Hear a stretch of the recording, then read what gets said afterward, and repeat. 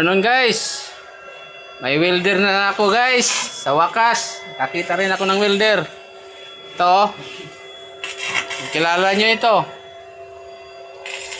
Galing pa to sa ano, hired to, hired.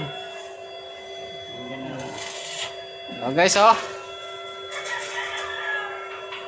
Oh.